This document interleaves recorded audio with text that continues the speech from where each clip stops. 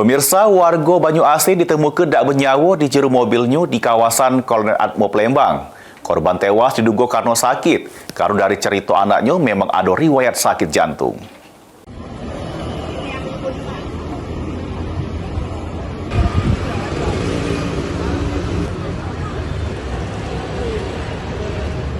Mobil minibus terparkir di depan lorong rupit Jalan Kolonel Atmo sampai ngalangi wong nak masuk. Pas diselik oleh wong sekitar, wong di jero mobil dak bernyawa lagi. Korban bernama Effendi, warga kilometer 13 Banyu Asin sudah menjeru keadaan terbocor kaku. Polisi yang dapat informasi bergerak sama anggota PMI Palembang untuk mengevakuasi korban. Anak korban dapat kabar amun abahnya dak sadar ke diri di TKP, pas diselik sudah dak bernyawa lagi. Dari cerita anak korban, abahnya dari pagi memang sudah mengeluh ke sakit jantung yang dialaminya.